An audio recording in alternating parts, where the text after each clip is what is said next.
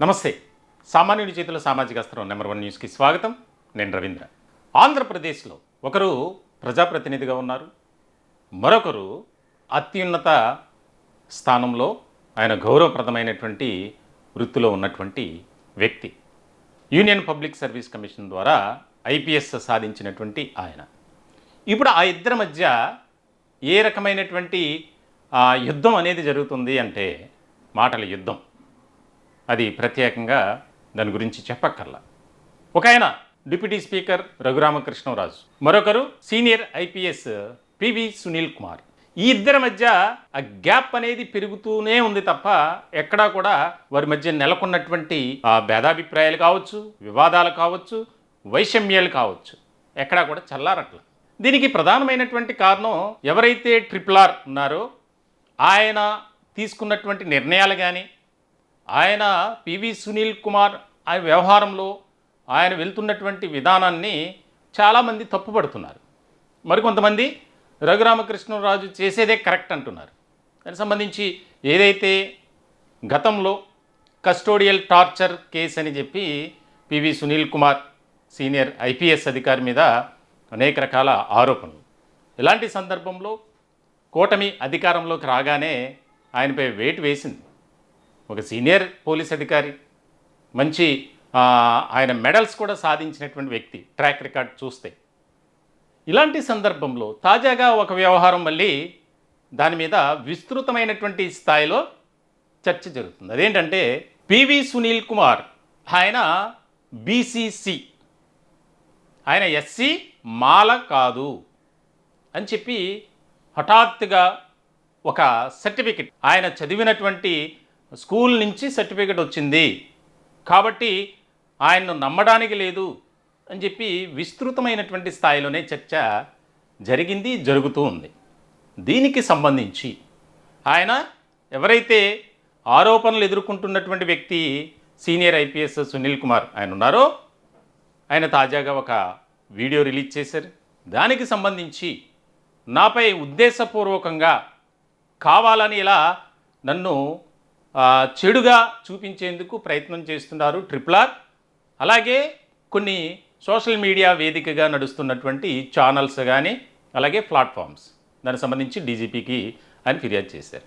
అంటే దీనిలో ఏది నిజం, వాస్తవం ఎంత అనేది ఒక రకమైనటువంటి చర్చ జరుగుతుంది. ఆయనేమో సునీల్ కుమార్ ఆయన ఒక సీనియర్ అధికారిగా ఎలాంటి వివాదాలకు కానీ, ఎలాంటి అవినీతి అక్రమాలకు తావివ్వకుండా పనిచేసినటువంటి అధికారి పివి సునీల్ కుమార్. ఆయనపై ఒక్కసారిగా ఈ రకమైనటువంటి కక్ష సాధింపు చర్యలు అనేది ప్రచారం జరుగుతుంది. ఆయన ఉద్యోగ బాధ్యతలను నిర్వర్తిస్తూనే దళిత వాడలు ఏవైతే ఉన్నాయో రాష్ట్రంలో ప్రత్యేకమైనటువంటి పంచాయతీలుగా రూపాంతరం చెందాలి, దానికి సంబంధించి మన వాడలను మనమే బాగు చేసుకోవాలి, అభివృద్ధి పరుచుకోవాలి అన్న ఉద్దేశంతో అంబేద్కర్ ఇండియా మిషన్ ఎయిమ్ అనేది స్థాపించారు. దానికి సంబంధించి కార్యక్రమాలు జరుగుతూనే ఉన్నాయి. ఇలాంటి క్రమంలో ఎప్పటి నుంచో RRR అలాగే పివి సునీల్ కుమార్ ఈ ఇద్దరి మధ్య జరుగుతున్నటువంటి వివాదాలు మనకు తెలిసినటువంటి అంశమే. తాజాగా నేను తీసుకున్నటువంటి మెయిన్ టాపిక్ ఏంటంటే దీంట్లో సర్టిఫికేట్ గురించి. దీనికి సంబంధించి ఫార్మ్ ఆఫ్ ట్రాన్స్ఫర్ సర్టిఫికేట్ ఆయన పివి సునీల్ కుమార్ గారు 5th వరకు ఒక స్కూల్లో చదివారని, దీనికి సంబంధించి మేము ఆధారాలు సేకరించామని RRR అండ్ ఆయన వర్గీయులు చెబుతున్నారు. దీనికి సంబంధించి సోషల్ మీడియాలో విస్తృతమైనటువంటి స్థాయిలో చర్చ జరుగుతూనే ఉంది. దానికి సంబంధించి CSI elementary school Boyagudem 5th class west Godavari district 2487/1965 విద్యార్థి పేరు పివి సునీల్ కుమార్, తండ్రి పేరు P Gangaraju, Indian, BCC Christian. దీనికి సంబంధించి 5th క్లాసు తెలుగు, ఇంగ్లీషు ఇవన్నీ సాధారణంగా పొందుపరిచినటువంటి అంశాలు. దీనికి సంబంధించి conduct good, head master Joseph CSI elementary school Boyagudem village, Chintalapudi mandal, west Godavari district. సరే, ఇదంతా బాగానే ఉంది. అయితే ఇది జోసెఫ్ గారు హెడ్ మాస్టర్ ఎప్పుడు సంతకం పెట్టారు? 1976, 14/6/1976లో. ఇక్కడ పివి సునీల్ కుమార్ గారు ఆయన ఆరోపించేది ఒకటి, వాస్తవానికి 1976లో మండల వ్యవస్థ ఉందా అంటే మండల వ్యవస్థ అప్పటికి రాలా. అప్పటికి ఉన్నది తాలూకా వ్యవస్థ. ఏదైతే 1985లో అప్పటి ముఖ్యమంత్రి నందమూరి తారక రామారావు ఆయన పరిపాలన ప్రజలకు మరింత చేరువవ్వాలని చెప్పి తాలూకా వ్యవస్థను రద్దు చేసి మండలాల వ్యవస్థను తీసుకొచ్చారు. ఇది అందరికీ తెలిసినటువంటి విషయమే. కానీ మరి ఇందులో ఏ రకమైనటువంటి స్టాంప్ ఉంది? P Joseph, head master, CSI elementary school, Boyagudem village, Chintalapudi mandal, west Godavari district. అసలు అప్పట్లో మండల వ్యవస్థ ఎక్కడుంది? తాలూకా వ్యవస్థ కదా. ఇక్కడ ఒక అనుమానం. దీనికి సంబంధించి పివి సునీల్ కుమార్ గారు ఆరోపించేది, దీన్ని అంటే ఆక్షేపించేది ఏంటి అంటే, దీనికి సంబంధించి 5th క్లాస్ వరకు ఎక్కడా కూడా టీసీ అనేది ఉండదు, రికార్డ్ అనేది ఉంటుంది కానీ టీసీ ఇవ్వరు అనేది ఆయన. కానీ మొత్తానికైతే ఇక్కడ 1985లోనే మండలాల వ్యవస్థ వచ్చింది. మరి అంతకుముందు తాలూకాని ఉండాలిగా. అంటే ఇది ఫోర్జరీ అనేది పివి సునీల్ కుమార్ గారు ఆయన అనుచరులు ఆరోపిస్తున్నటువంటి అంశం. దీనికి సంబంధించి అంటే ఆయన ఎస్సీ కాదు, బీసీసీ క్రిస్టియన్ అని చెప్పి నిర్ధారించడానికి, అంటే ఒక రకమైనటువంటి ప్రజల్లోకి తీసుకువెళ్ళి ఈయన తప్పుడు మనిషి అనేది ఒక రకమైనటువంటి క్రియేట్ చేయాలనే ఉద్దేశంతోనే నాపై బురద జల్లే ప్రయత్నం చేస్తున్నారు అని ఆయన ఆరోపిస్తున్నటువంటి అంశం. దీనికి సంబంధించి డీజీపీ కూడా ఆయన ఫిర్యాదు చేశారు. ఈ ఫిర్యాదులో చాలా కీలకమైనటువంటి అంశాలు ఆయన ప్రస్తావించారు. ఆ అంశాలు ఏమున్నాయి ఏంటి అనేది తెలుసుకునే ముందు అసలు ఆయన ఏం మాట్లాడారు. తాజాగా ఏదైతే ఈ బీసీసీ క్రిస్టియన్ అనే దానికి సర్టిఫికేట్ బయటకు వచ్చిందో, సోషల్ మీడియాలో విస్తృతమైనటువంటి స్థాయిలో చర్చ జరుగుతుందో, దానికి సంబంధించి సునీల్ కుమార్ తాజాగా మాట్లాడారు. ఒకసారి అది విందాం ఆయన ఏం మాట్లాడారు. ఆయన అందరికీ జై భీమ్, నమస్కారం. ఈరోజు నెట్ ఇంట్లో ఒక ఫేక్ సర్టిఫికేట్ హల్చల్ చేస్తుంది. నా ట్రాన్స్ఫర్ సర్టిఫికేట్, 5వ తరగతి ట్రాన్స్ఫర్ సర్టిఫికేట్ 1977లో ఇష్యూ చేయబడిందని, అందులో నేను ఎస్సీ క్రిస్టియన్ బీసీసీగా నేను ఉన్నానని చెప్పి ఒక ఫేక్ డాక్యుమెంట్ ఒకదాన్ని వాళ్ళు సర్క్యులేట్ చేస్తూ ఉన్నారు. ఇలాంటి వెధవ పనులు చేసేది ఎవడో, అలాంటి వెధవ ఎవడో ఉన్నాడో రాష్ట్రంలో అందరికీ కూడా తెలుసు. బ్యాంకు దొంగ పెద్ద మనం దాని గురించి ప్రత్యేకించి చెప్పుకోవాల్సిందేమో లేదు. ఫోర్జరీలు ఇలాంటి వాటిలో నిపుణుడు మరి ఇంకెవరు ఉంటారు బ్యాంకు దొంగ కాకపోతే. రైట్, ఇక విషయానికి వస్తే ఇది ఫేక్ సర్టిఫికేట్ అని చెప్పడానికి ఆధారాలు. నెంబర్ 1, ఈ బోయగూడెం స్కూలు అనేదానికి నేను ఎప్పుడు వెళ్ళలేదు, అక్కడ విద్యార్థిని కాదు కాబట్టి వాళ్ళు నాకు టీసీ ఇవ్వటం అనేది జరగదు. అక్కడ స్కూల్ ఉందని కూడా నాకు తెలియదు, అది వేరే విషయం. ఒకటి. ఇక రెండవది, ఎలిమెంటరీ స్కూల్స్ ట్రాన్స్ఫర్ సర్టిఫికేట్ అనేవి ఇష్యూ చేయవు. వాళ్ళు ఆర్ఎస్ అంటే రికార్డ్ షీట్ మాత్రమే ఇస్తారు. కాబట్టి అసలు టీసీ అనేది ఎలిమెంటరీ స్కూల్ వాళ్ళు ఇష్యూ చేసే ప్రసక్తే లేదు. మరి టీసీ ఎక్కడి నుంచి వచ్చింది వదిలేద్దాం. 3, ఈ టీసీ కానీ ఆర్ఎస్ కానీ దానిలో పూర్తి పేరు రాస్తారు. పివి సునీల్ కుమార్ అంటే ఏంటో ఎక్స్పాండ్ చేసి రాస్తారు, పాతాళ విజయ్ సునీల్ కుమార్ అని, అంతేగాని పివి సునీల్ కుమార్ అని రాయరు. 3. 4వ పెద్ద బ్లండర్ ఏంటి అంటే 1977లో ఇష్యూ చేసినటువంటి ఈ టీసీలో, ఈ గొప్ప చరిత్రాత్మకమైన టీసీలో చింతలపూడి మండల్ అని చెప్పేసి ఒక స్టాంప్ వేశారు. 1977లో మండల్స్ ఎక్కడ ఉన్నాయిరా పిచ్చోళ్ళరా?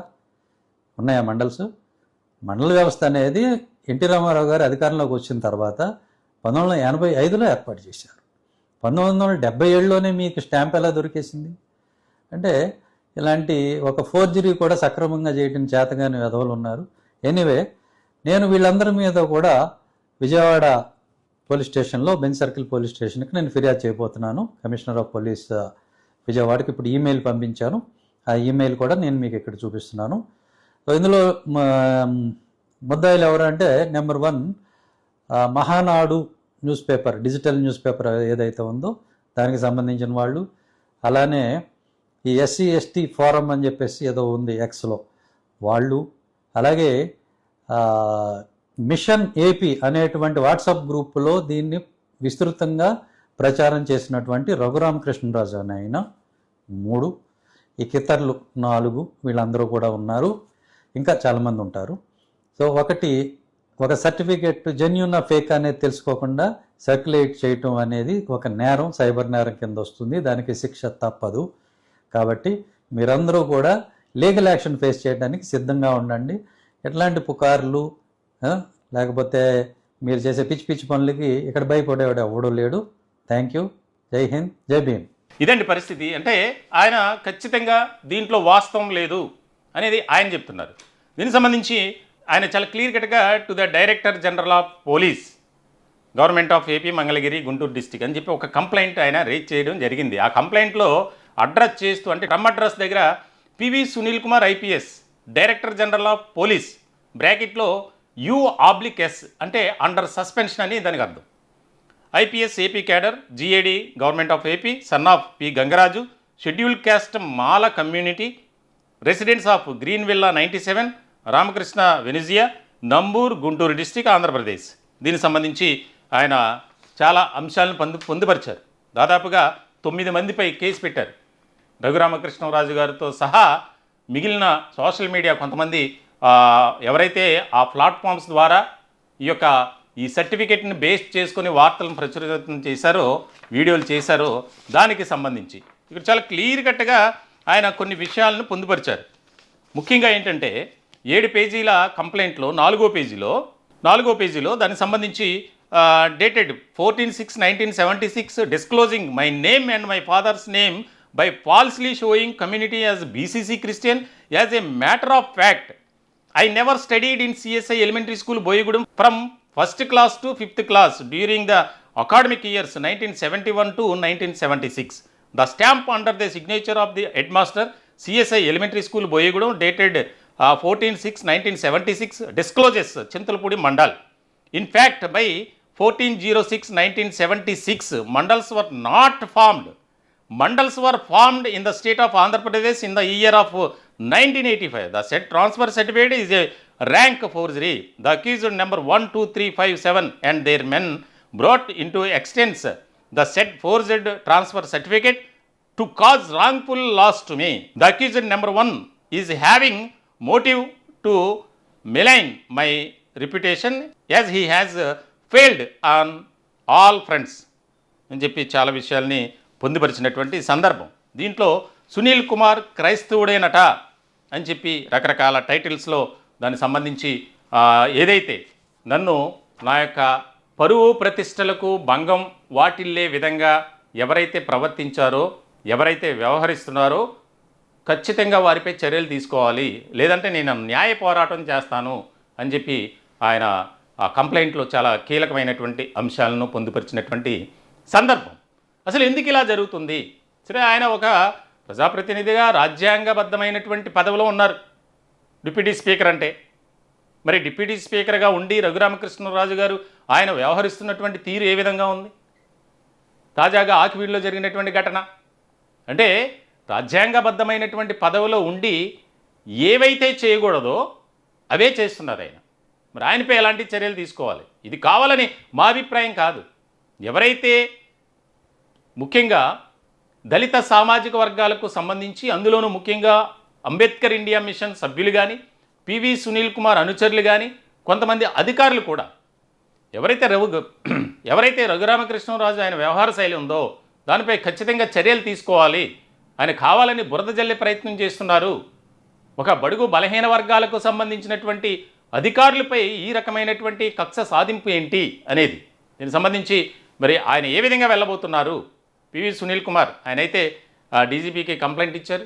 దానికి సంబంధించి ఏ విధంగా న్యాయ పోరాటం ఉంటుంది ఆయనతో మాట్లాడే ప్రయత్నం చేద్దాం. Hello sir, good evening sir. Good evening sir, నేను రవీంద్ర సార్, నెంబర్ 1 న్యూస్ నుంచి. రవి గారు, నేను చిన్న మీటింగ్ లో ఉన్నాను, చెప్పండి. సార్ జస్ట్ 2 minutes సార్, చిన్న క్లారిటీ కోసం. ఏదైతే ఇప్పుడు బీసీసీ సర్టిఫికేట్ అంటే పివి సునీల్ కుమార్ గారు ఎస్సీ మాల కాదు, దానికి సంబంధించి ఆయన బీసీసీగా ఉన్నారు, ఎస్సీ దానికి సంబంధించి ఐపీఎస్ ఎస్సీ కోటాలో సంపాదించారు అనేది ఒక అలిగేషన్స్ చేస్తున్నారు. దానికి సంబంధించి సోషల్ మీడియా వేదికగా విస్తృతమైనటువంటి స్థాయిలో ప్రచారం జరుగుతుంది. దానికి సంబంధించి మీరు డీజీపీ గారికి కూడా ఫిర్యాదు చేయడం జరిగింది. సార్, దీంట్లో వాస్తవం ఎంత? నేను ఆల్రెడీ అందులో కంప్లైంట్ లో ఇచ్చాను, మీరు చూడలేదా? చూశాను సార్, చూశాను. మొట్టమొదట అసలు ఫస్ట్ ఆఫ్ ఆల్ నేను ఆ స్కూల్కే వెళ్ళలేదు, కాబట్టి ఆ స్కూల్ ఎలాంటి సర్టిఫికేట్ నాకు ఇవ్వడానికి అవకాశమే లేదు. ఓకే. రెండోది, ఎలిమెంటరీ స్కూల్లో టీసీ ఉండదండి, ఆర్ఎస్ ఉంటుంది. అంటే హలో సార్ చెప్పండి. Service record Hmm. What is what you call record sheet record sheet, yes. Record sheet record sheet అనేది ఉంటుంది, అంతే తప్ప ఆ, ఈ టీసీ అనేది ఉండదు. అవును అది సార్. రెండు, ఇది ఫోర్జరీ అని చెప్పడానికి. అవును. ఇక మూడవది వచ్చేసి అసలు ఈ 1976లో మండల వ్యవస్థ ఎక్కడుంది? లేదు సార్. అవును, 1985లో అప్పటి ముఖ్యమంత్రి ఎన్టీఆర్ గారు తీసుకొచ్చారు ఇది, మండలాల వ్యవస్థ.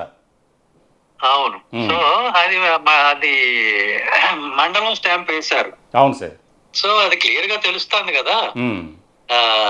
సో ఇది పక్కా ఫోర్జరీ అని. అంటే నేను ముందు నుంచి చెప్తానే ఉన్నా, నాకు వ్యతిరేకంగా ఏవేవో ఫేక్ సాక్ష్యాలు సృష్టించి నన్ను ఏదో ఒక రకంగా ఏదో కేసులో ఇబ్బంది పెట్టాలని చెప్పేసి ప్రయత్నం చేస్తున్నారు అనేది నేను ముందు నుంచి చెప్తానే ఉన్నా. అవును సార్. అన్ని అబద్ధపు కేసులు, అబద్ధపు సాక్ష్యాలు, తప్పుడు కేసులు, తప్పుడు సాక్ష్యాలు. అవును సార్. సో అందులో భాగమే ఇదండి. ఆ కాస్త అడ్డంగా దొరికిపోయారు. సార్ అసలు అక్కడ మీరు అంటే ఫస్ట్ క్లాస్ నుంచి 5th క్లాస్ వరకు ఎక్కడ చదివారు? ఇక్కడ ఈ స్కూల్లో చదవలేదు అంటున్నారు కదా. ఈ స్కూల్లో చదవలేదండి, నేను తడికలపూడి అని అక్కడ చదివాను. ఓకే. అందులో కూడా నాకు గుర్తున్నంత వరకు ఏదో సమ్ 1-2 ఇంట్లో ప్రైవేట్ గా చదువుకొని థర్డ్ ఎప్పుడో ఎంటర్ అయినట్టున్నాను చంద్రపూడిలో. స్కూల్లో డైరెక్ట్ గా థర్డ్ దాంట్లోనే ఎంటర్ అయ్యాను. తర్వాత 4th 5th ఇక్కడ ధర్మాజిగూడెం అని అక్కడ చదివాను. Okay sir. అసలు బోయిగూడెం అనే విలేజ్ లో మీ యొక్క ప్రాథమిక విద్య అనేది జరగలేదు? బోయిగూడెంలో నేను అసలు ఎప్పుడు అక్కడ స్కూల్ ఉందనే తెలియదు నాకు. సరే, ఓవరాల్ గా ఎందుకు మీపై ఈ రకమైనటువంటి బురద జల్లే ప్రయత్నం చేస్తున్నారు అంటే దానికి మీరేం చెప్తారు సార్? చెప్తున్నాను కదండి, అతను ఏదో ఒక రకంగా నన్ను ఇబ్బంది పెట్టాలని చూస్తున్నాడు. ఆల్రెడీ కస్టోడియల్ టార్చర్ అని ఒక తప్పుడు కేసు ఇచ్చాడు. అందులో ఏమి ఎవిడెన్స్ దొరకలేదు. సో ఇంకేదో పిటిషన్లు ఇచ్చాడు, వాటిలో కూడా ఏమి లేదు. సో ఏదో ఒక రకంగా ఇక్కడ ఎలా అయినా ఇంకా అవన్నీ దొరకపోయేసరికి ఇంకా అడ్డంగా ఇలా ఫోర్జరీలకి తెగబడ్డాడు. ఓకే. ఇంకెవరికి ఉంది అవసరం? అవును సార్. మీకు తెలుసు కదా, మొదటి నుంచి డే 1 నుంచి ఎవరు నా మీద కంప్లైంట్లు ఇస్తున్నారు అది అందరికీ తెలుసు. ఎవరు ఒత్తిడి చేస్తున్నారు ఫాల్స్ కేసులు ఇచ్చి అనేది అందరికీ తెలుసు. అవును. సరే, ఇప్పుడు మీరు ఇచ్చారు కాబట్టి కంప్లైంట్, దీనికి సంబంధించి ఏమన్నా చర్యలు తీసుకునే అవకాశం కనిపిస్తున్నట్లు మీకు అనిపిస్తుందా? ఏంటండి? ఇప్పుడు మీరు ఆల్రెడీ డీజీపీ గారికి 7 పేజెస్ కంప్లైంట్ కూడా ఇవ్వడం జరిగింది. చర్యలు కంపల్సరీ తీసుకోవాలంటే చట్టపరంగా అది వాళ్ళ బాధ్యత. ఖచ్చితంగా తీసుకోవాలి, దానిలో ఆప్షన్ ఏమి లేదు కదా. అవును సార్. ఖచ్చితంగా తీసుకోవాలి. Right sir. అంటే భవిష్యత్ కాలంలో మీ న్యాయ పోరాటం ఇంకా ఏ విధంగా కొనసాగబోతుందంటే ఏం చెప్తారు? ఇది నేను వదిలిపెట్టేది ఏం లేదండి. ఇందులో ఖచ్చితంగా పూర్తి స్థాయిలో విచారణ జరిపి దోషుల్ని శిక్షించే వరకు నా ప్రయత్నం ఆగదు. ఓకే. ఇది ఒక్కటే కాదు, ఇంకా ఆయన ఉన్నటువంటి సిబిఐ కేసులు, ఈడీలో ఫైన్ కట్టాల్సింది కట్టకుండా కొడుతున్నాడు, వాటన్నిటిలో కూడా నేను చర్య తీసుకుంటాను, నేనే ఊరుకోను. Okay, right sir. Sunil Kumar గారు, థ్యాంక్ యూ సార్. ఓకే. అది అయితే నాపై జరుగుతున్నటువంటి ఈ యొక్క బ్యాడ్ ప్రోపగాండా ఏదైతే ఉందో దానికి సంబంధించి బాధ్యులపై చర్యలు తీసుకోకపోతే నేనైతే ఎవరిని కూడా విడిచిపెట్టేది లేదు. న్యాయపరంగా జరుగుతున్నటువంటి ఏదైతే అన్యాయం ఉందో దానిపై ఖచ్చితంగా నేను పోరాటం చేస్తాను, ఎంతటి వరకైనా వెళ్తాను అనేది ఆయన చెప్తున్నటువంటి అంశం. దీనికి సంబంధించి ఏదైతే ఆయన రఘురామకృష్ణరాజు గారి మీద డైరెక్ట్గా ఆరోపణలను గుప్పిస్తున్నారు, ఏదైతే పాత కేసులు సిబిఐ ఈడీకి దానికి సంబంధించి కూడా నేను పోరాటం చేస్తాను ఆయన ఆల్రెడీ మొదలుపెట్టారు, దానికి సంబంధించి కూడా ముందుకు వెళ్తున్నారు. ఇలాంటి క్రమంలో ఈ యొక్క సర్టిఫికేట్ వ్యవహారం ఏదైతే ఉందో అంటే బీసీసీ ఆయన క్రిస్టియన్ అని ఎస్టాబ్లిష్ చేయడానికి ప్రయత్నం చేస్తున్నటువంటి ఆయన ఆరోపించేటువంటి వ్యక్తి రఘురామకృష్ణరాజు గారు, డిప్యూటీ స్పీకర్. ఆయనతో కూడా మాట్లాడే ప్రయత్నం చేద్దాం. ఆయన ఏం చెప్తారు ఏంటి దీని మీద అనేది కనుక్కునే ప్రయత్నం చేద్దాం.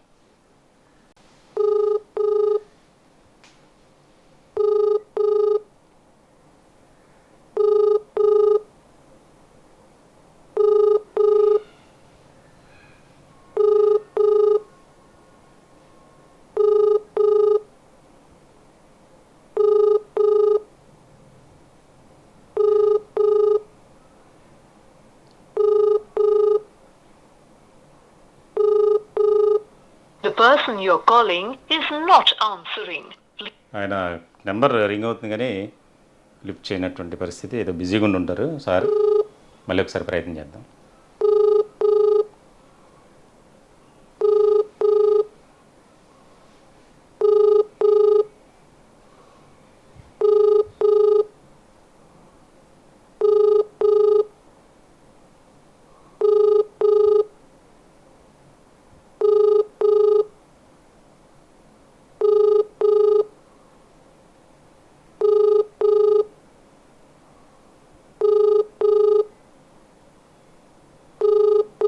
The person you're calling is